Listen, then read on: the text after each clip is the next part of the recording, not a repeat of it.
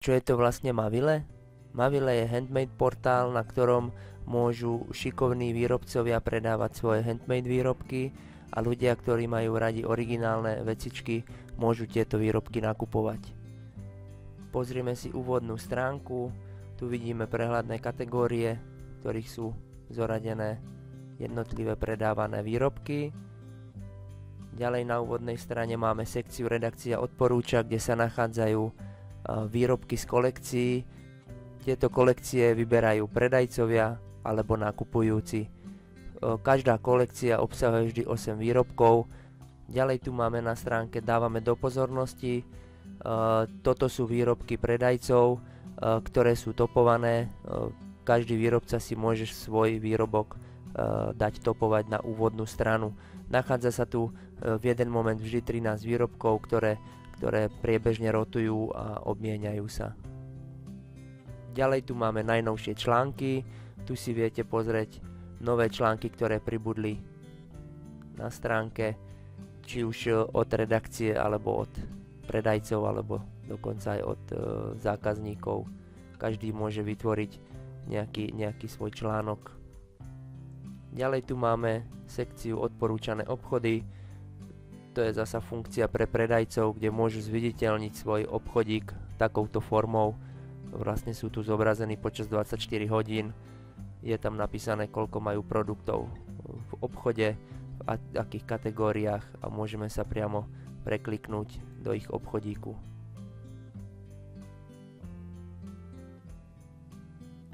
Ďalej tu máme rôzne banery, kde sa vieme vlastne rýchlo dostať do nejakej kategórie, či už materiál na výrobu, radiatypy, návody a inšpirácie, podujatia a akcie.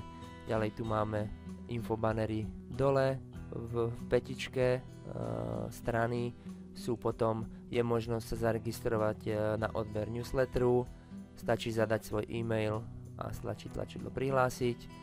Mena momentálne obsahuje len euro, jazyk momentálne len slovenský. Do budúcna máme v pláne tento portál rozšíriť o viac jazykov, minimálne angličtinu, nemčinu, možno maďarčinu.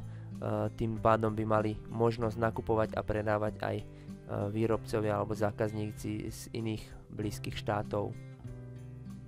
Ak hľadáte nejakého konkrétneho predajcu alebo obchod, je tu pre vás možnosť, a to, že si kliknite tu na zoznam predajcov, kde obsahuje tento zoznam pole hľadať, alebo môžete si ich vyfiltrovať tu na buď abecedne, alebo podľa registrácie od najnovších, od najstarších, podľa počtu predaných kusov alebo podľa obľúbenosti. Ďalej môžete využiť pri hľadaní či už výrobku alebo obchodu horné okno pre hľadanie. Stačí tam zadať nejaký textový reťazec a stlačiť tu na tú lupu. Môžeme to skúsiť. Výsledky sa vám zobrazia nasledovne. Prvá záložka je produkty. Vidíte, že produkty s týmto názvom neexistujú alebo na stránke nie sú. V článkoch tiež nie je podobný textový reťazec ani v blogoch, ani v predajcoviach, ale vidíme napríklad, že keď si klikneme na obchody, tak tu je vlastne obchod s názvom Tulimanky. Teraz si predstavíme horné menu, kde si vieme vybrať tovar, ktorý chceme nakúpiť. Vidíme, že sú kategórie rozdelené na ďalšie podkategórie, v ktorých vždy je napísané, koľko výrobkov daná podkategória obsahuje. Skúsime napríklad pre deti. Ak si klikneme na hlavnú kategóriu, zobrazia sa nám všetky výrobky z danej kategórie. To znamená, že budeme tu mať zobrazené všetky jednotlivé výrobky z rôznych kategórií. Ak si chceme napríklad pozrieť len hračky, klikneme si na podkategóriu hračky. Zobrazia sa nám len výrobky z tejto podkategórie. Tu vidíte vlastne zobrazené výrobky. Môžeme si nastaviť zobrazovanie, po koľkých výrobkoch chceme, aby sa vlastne stránky zobrazovali. Prednostne je nastavené toto číslo na 12. Aby ste chceli mať na jednej strane zobrazených 96 výrobkov, stačí kliknúť na 96. Teraz si predstavíme jednu zaujímavú funkciu, ktorá tu je. Je to filtrovanie. To znamená, ak hľadáte nejaký konkrétny výrobok, veľmi jednoducho si viete tento výrobok nájsť. Prvý filter, ktorý tu máme, je filter ceny. Viete si nastaviť minimálnu a maximálnu hodnotu vami hľadaného výrobku. To znamená, ťahaním týchto guličiek si viete nastaviť to cenové rozpätie. To znamená, ak chcete výrobok, ktorý stojí maximálne 100 eur, nastavíme si na toto číslo a tu sa vám vyfiltrujú už len výrobky, ktoré stoja od 0 do 99 eur. Všetky drahšie výrobky sa vám nezobrazia. Ďalej môžete hľadať podľa kľúčového slova, ak hľadáte nejaký špeciálny výrobok. Môžete hľadať podľa typu akcie, to znamená, či je tovar v akcii alebo ide o novinku. Ďalej môžete hľadať napríklad podľa farby, ak ten dotyčný predmet má byť biely, čierny, žltý, oranžový. Toto všetko urýchli a zjednoduší hľadanie konkrétneho výrobku. Je to dobré hlavne vtedy, ak napríklad hľadáte niečo konkrétne, napríklad chcete biely sveter, tak si nastavíte tieto filtre na bielu farbu, na materiál, zloženie a poprípade na určenie, či to má byť pre muža, pre ženu, pre deti. Pri hračkách je filtrovanie takéto. Môžete si vybrať, či chcete nejakú ekologickú hračku, ktorá má certifikát, potom druh hračky, či to má byť pre radosť, náučná hračka, nejaká hra, stavebnica. Všetko sa tu dá vlastne vyfiltrovať. Ďalej je tu ešte filter materiál. Tu si viete pozrieť alebo vybrať, z akého materiálu tá vaša hračka, ktorú hľadáte, má byť. Viete si výrobky zoradiť od najnovších, od najstarších, alebo potom, aby sa zobrazovali abecedne. Poprípade podľa ceny vzostupne a zostupne. Toto všetko vlastne môže urýchliť to vaše hľadanie. Ak chcete filtrovanie zrušiť, kliknete na toto X-ko, všetky filtre sa vymažú. Veľkou výhodou pri nakupovaní je, keď sa zaregistrujete.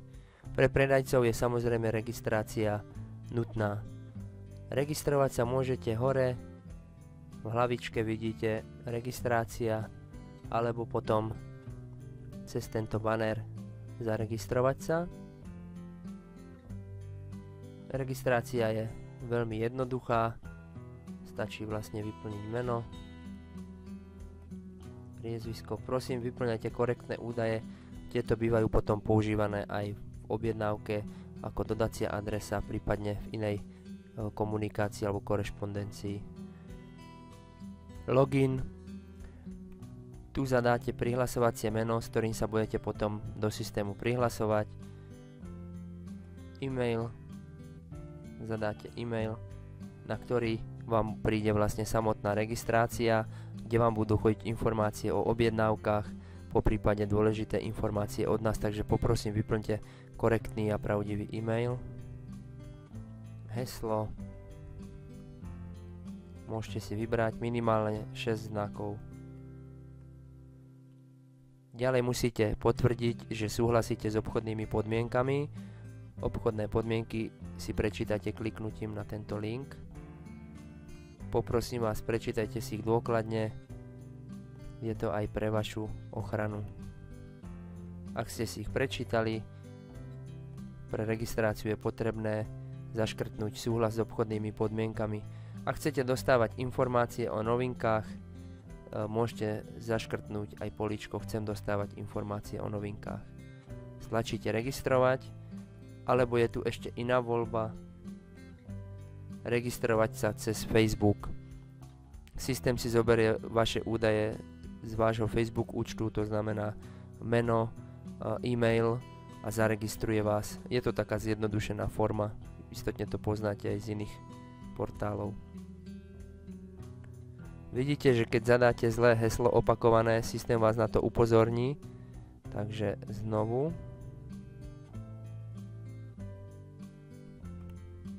Už je to OK. Môžeme dať registrovať. Teraz zadáme údaje, ktoré sme pred chvíľočkou zadali do systému.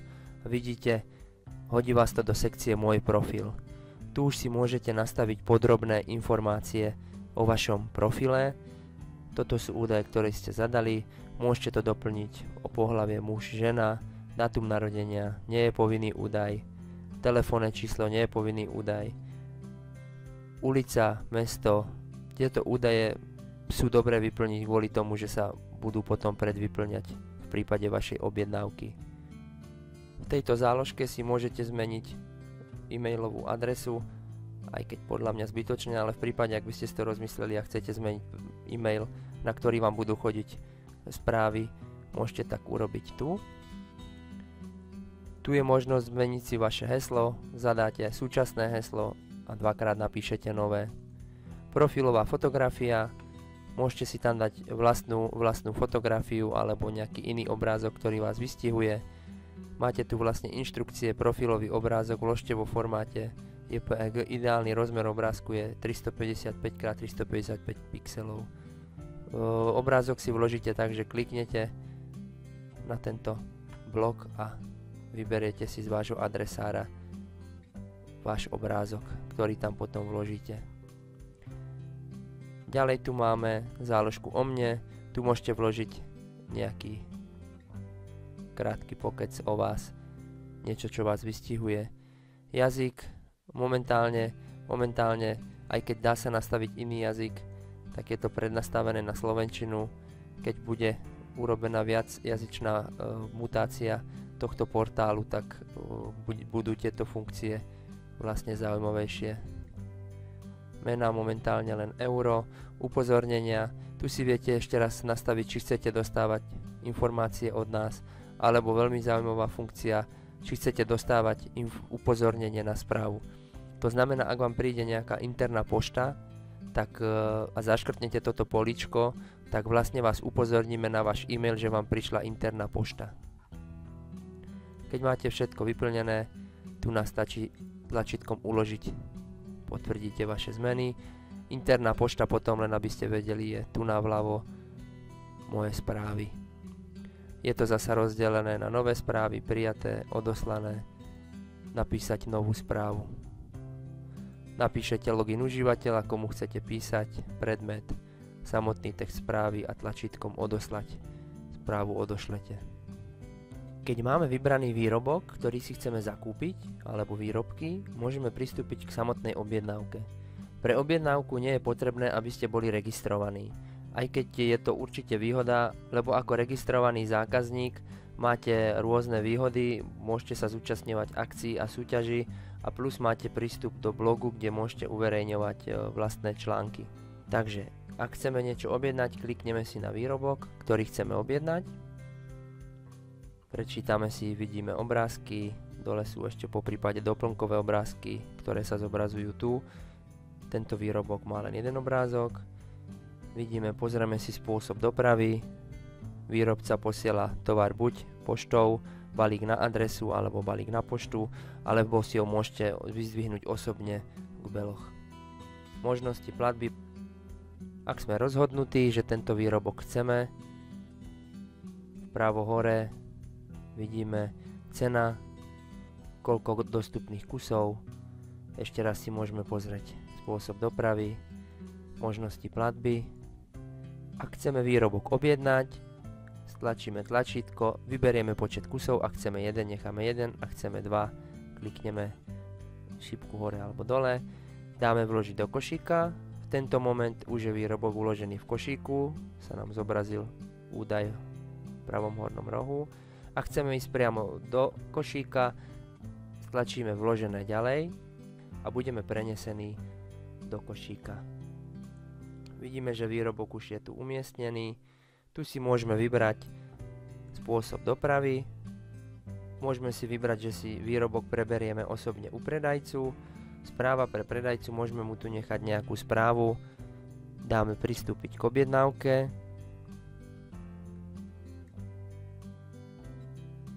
Vidíme cena 12,70, poštovné bálne 0, nakoľko sme si vybrali osobný odber. Vľavo vyplníme dodaciu adresu, V tomto prípade, aj keď je tam osobný odber, ale z dodacej adresy vlastne bude systém čerpať aj fakturačnú adresu, takže tieto údaje musia byť vyplnené.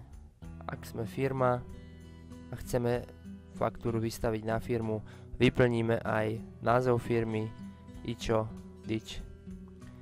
Ak by ste si nevybrali osobný odber, ale chceli by ste dodať na adresu a je iná adresa dodania ako fakturačná adresa, môžete tu kliknúť na toto políčko a zobrazí sa vám zvlášť fakturačná adresa, ktorú tiež vyplníte. V našom prípade je len jedna adresa fakturačná. Máme vyplnené, pristúpiť k objednávke. Systém nám ponúkne ešte rekapituláciu. Vidíme vlastne cena dopravy 0, osobné prevzatie, platba hotovosťou, dáme záväzne objednať.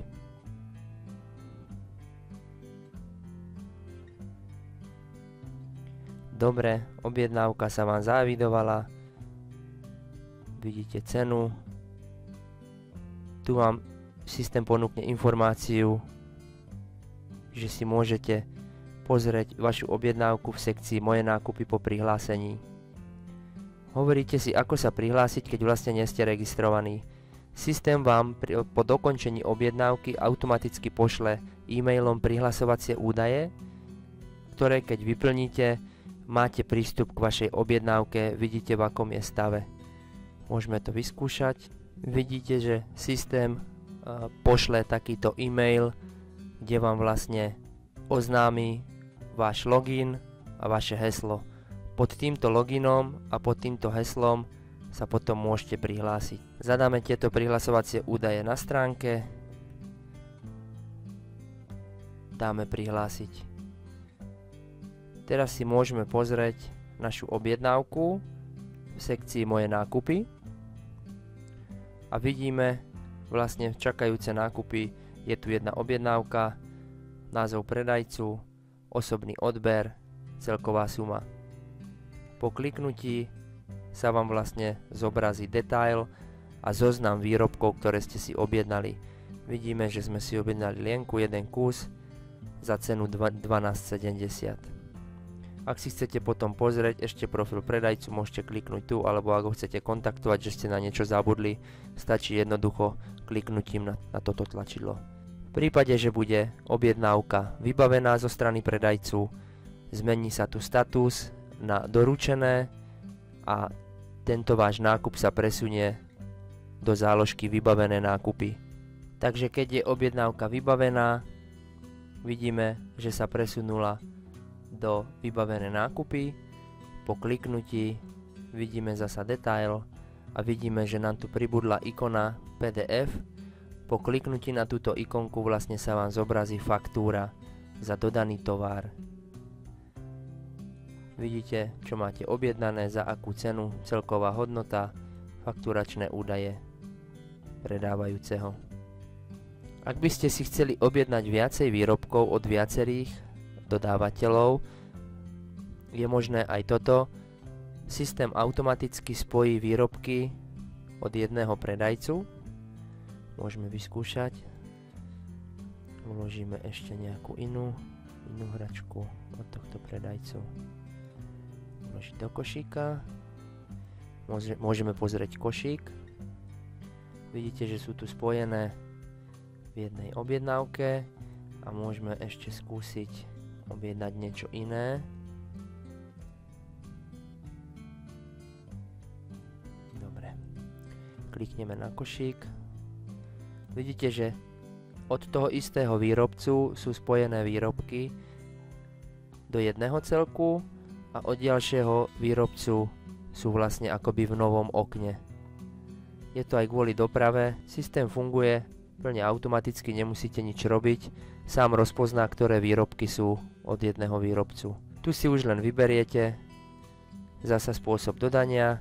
Ak ste si to rozmysleli a chcete napríklad neobjednať výrobok, buď dáte preč túto fajku, alebo ho môžete odstrániť z košíka. My si to tam necháme.